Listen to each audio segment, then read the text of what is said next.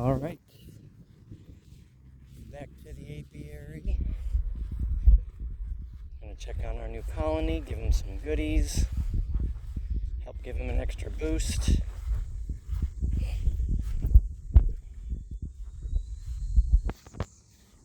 Hey girls. All right, these guys are really gentle, but I'm gonna be popping the cover, so just give them a little bit of smoke. Hi guys. All right.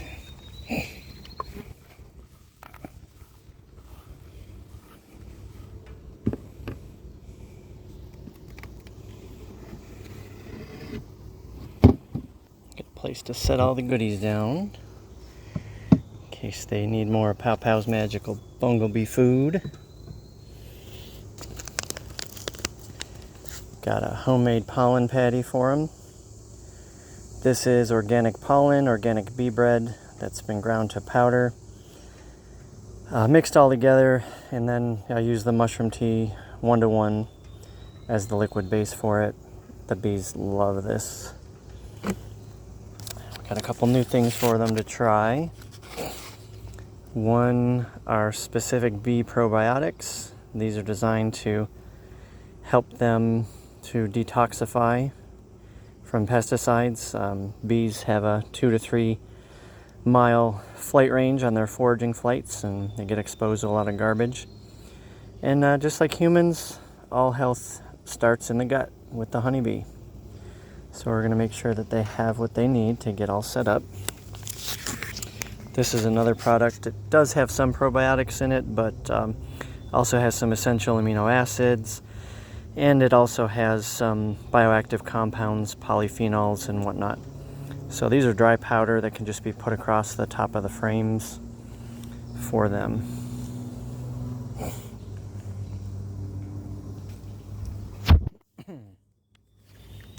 All right, I've only got one hand, so I'm gonna have to do the smoker and somehow open the lid. I've only got a bonnet on. Hi, everybody. Let's see if we can pop the lid and get a little smoke under there to make sure these guys stay calm. I'm sure they will.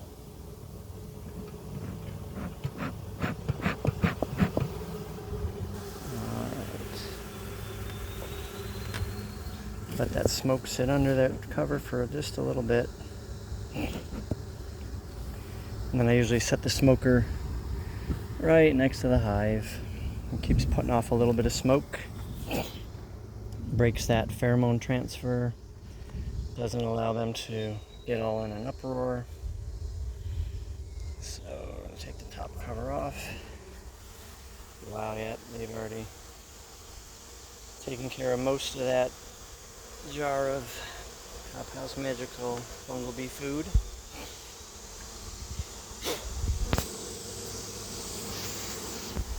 Let's get them some smoke.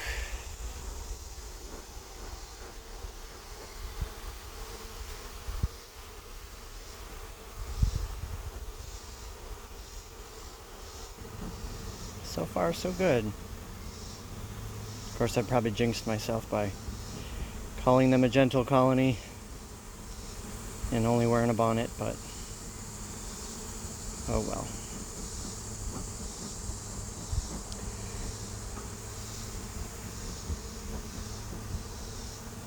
Life is like beekeeping. Sometimes you take a few stings, but the honey is sweet. Get them a little more smoke.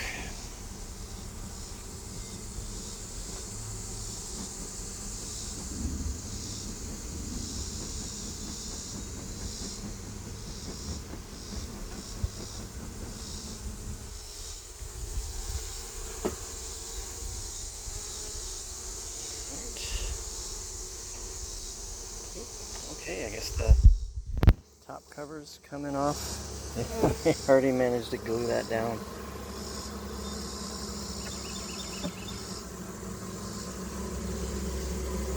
So we're just gonna, oh, well, I guess that's gonna come off separate. All right. Let's set this down. I'm gonna pop this cover just a little bit.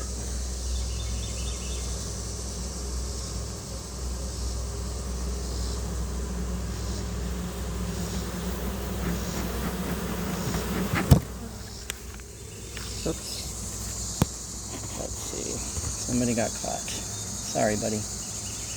Watch out, guys. Don't get yourselves caught. Come on.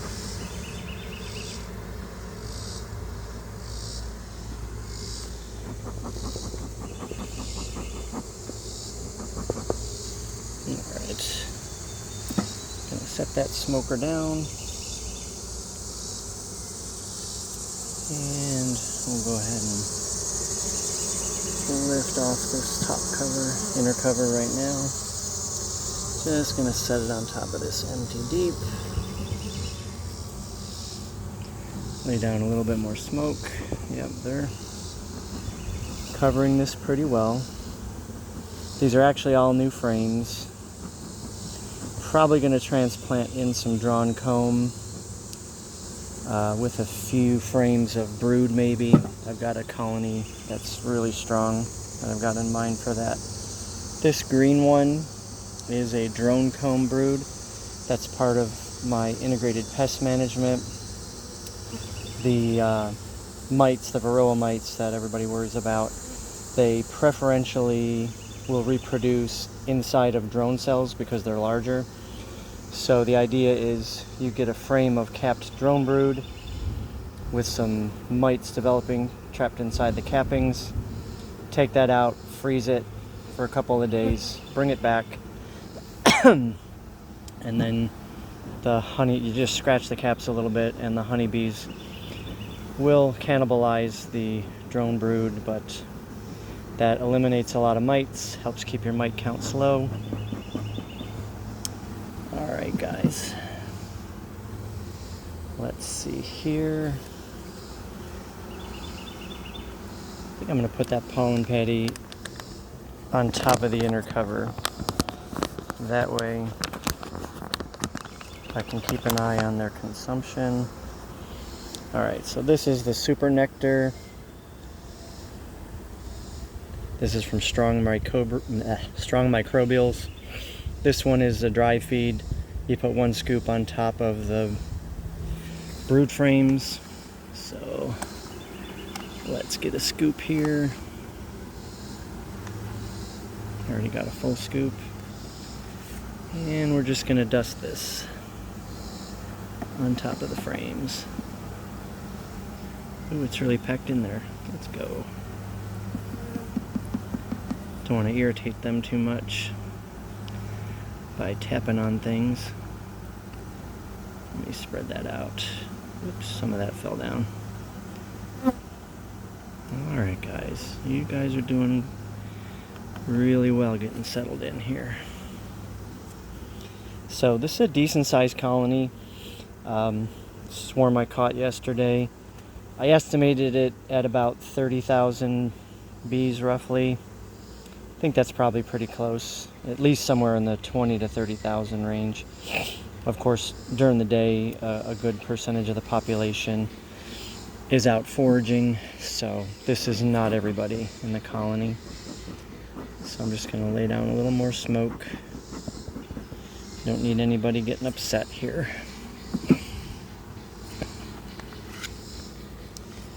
And then we'll go ahead and open up this other one with the probiotics.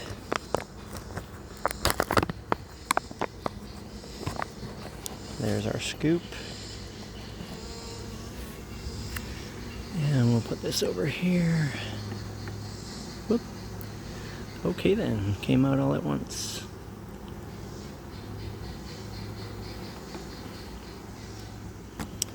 That ought to do it.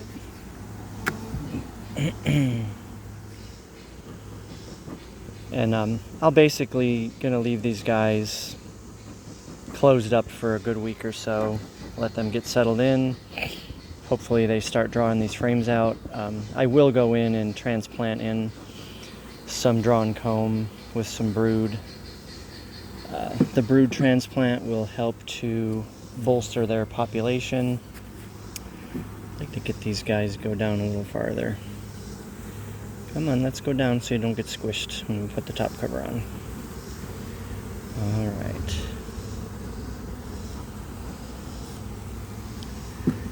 There we go. We get the top cover with their feed on it. So you're always very careful putting the top cover on. Set it down lightly, kind of move it back and forth. This keeps you from really squishing anybody. Invariably it does happen, but try to avoid that. Because if you squish one, they for sure send out alarm pheromone and everybody else gets kind of pissed off. So let's go ahead and get this feed jar up. Gonna top them off. Hey buddy. There you go. Alright. Take the top of this off.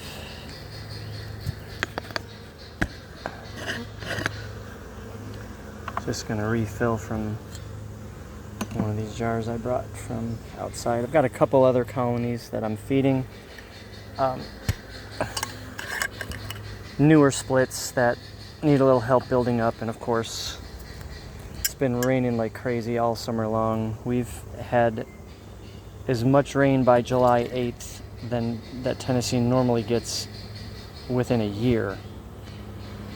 And what happens is every time it rains, you wind up with a dearth situation or a relative dearth situation. Because what happens is the nectar and pollen from the flowers gets washed away by the rain. And depending on the flowering variety, it can take anywhere from a few hours to possibly a few days or longer, depending, for that all to recover. So that's why a lot of beekeepers are having trouble this summer keeping the flow going, because they are just getting washed away. Got a couple strong colonies that don't really need it, but I do notice that the bees do become more irritable during dearth. They become more protective of whatever resources that they have. And research is still in the process of confirming this, but I believe part of the reason for the irritability during a relative dearth period, whether it's actual dearth or dearth due to rain washing away nectar and pollen, is the bees are not getting bioactive compounds that they need, like polyphenols, flavonoids, and sterols, among others. These things all activate genes in the bees that are responsible for detoxification as well as immune response.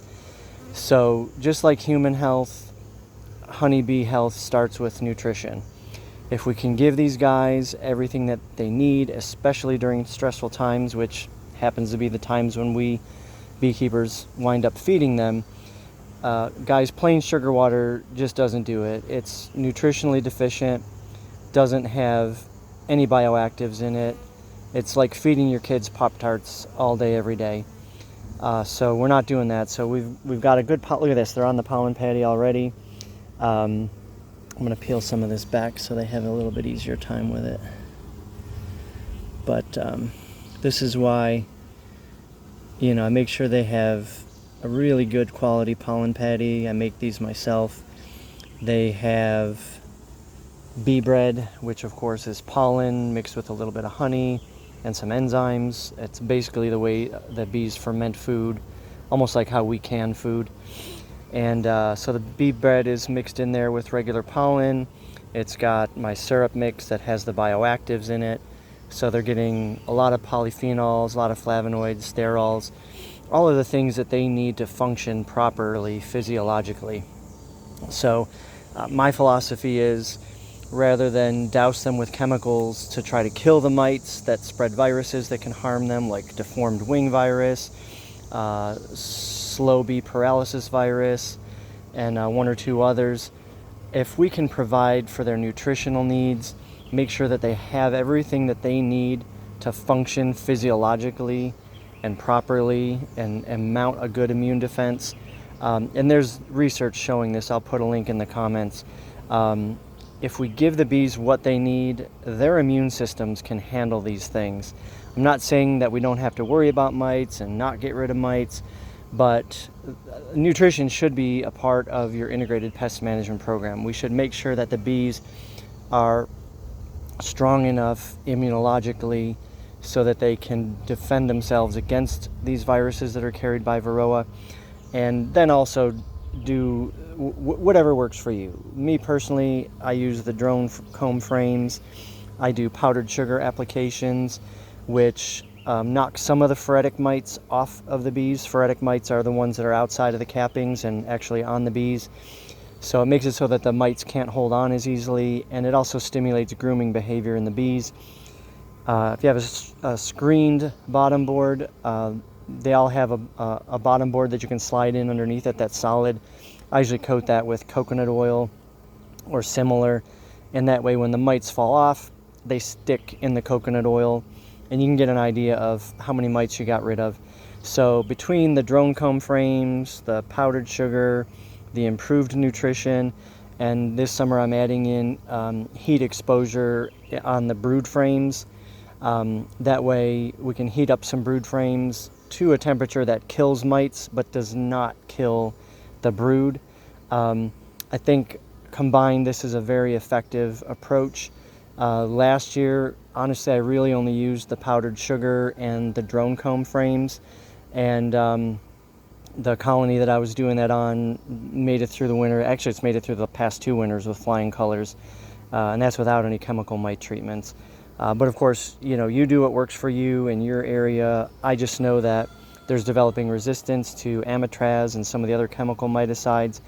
You do have some natural ones like Formic Pro, but some people lose queens with that. It's a little tricky monitoring temperatures and things like that as far as when you can have the Formic Pro in there and when not. A lot of people like to use oxalic vapor. It's a natural organic acid, but it only kills the phoretic mites. It will not penetrate the cappings, so you're going to need something else. You're going to need Formic Pro, which does penetrate cappings, or heat up your brood frames. Basically, I take a deep box and turn it into an incubator. But there are other ways. So if you can address, and 80% of your mites are going to be in your brood frames anyway. So even if you just got rid of those, you're doing pretty well. And then the powdered sugar is going to help with the phoretic mites. It's not going to get rid of 100%, but no other treatments are getting rid of 100% either. Well, oxalic acid vapor is probably pretty close. And it is approved for organic use, but it is an added expense, so it's just not something that I've gotten into yet. If I reach a point where my current methods aren't working, probably oxalic acid would be my go-to to help out. But really, I believe if we approach this from a nutritional standpoint, make sure our bees have what they need nutritionally, we'll be much better off. And guys, this is necessary these days. As you know, bees are losing a lot of forage. You've got land being bought up for home developments, solar farms, regular farms, and so bees are continually losing a lot of forage acreage. So obviously plant plants that can provide forage for them. If you can, encourage other people to. But the times when we need to feed the bees, don't just give them plain sugar water. Give them something that has bioactives in it. You can do the mushroom tea like I do. I'll put the recipe in the comments. There are products from a company called Apis Biologics. Biometabolic Fuel is one of them. This other one that I just added today, the Super Nectar. This is a combined product between Strong Microbials and Apis Biologics. It basically combines one of Apis Biologics products with one of Strong Microbials products. So they're getting some beneficial gut bacteria, probiotics. They're also getting some essential amino acids from it, and they're getting some bioactives like polyphenols, flavonoids, things like that. Bees need these things. They need them to activate genes. Again, like I said, looking at detoxification, immune response. And if you're giving them sugar water, they're just not getting that. And the problem with that is we're giving them sugar water during stressful times, so their immune response due to stress is going to be lower. their detoxification capabilities are already going to be lower, and then we go and give them plain sugar water. And a lot of people give them sugar water with using conventional cane sugar, and a lot of people don't know, but conventional cane sugar is doused with glyphosate prior to harvest. It makes it dry up quicker, easier to harvest. The problem with that is now your sugar is contaminated with glyphosate. Glyphosate does alter the bee's gut microbiome. It does disturb it. It causes problems with their digestion, metabolism, and immune response. They get exposed to enough pesticides, both herbicides and insecticides, on their foraging flights.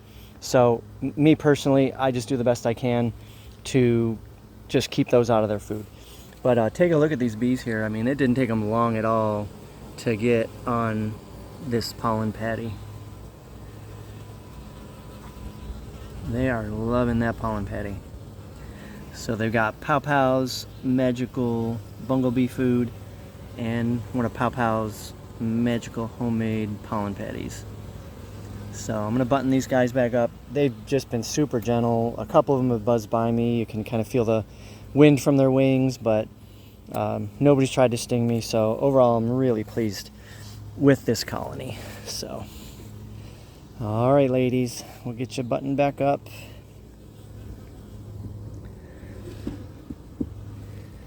And thank you guys for watching.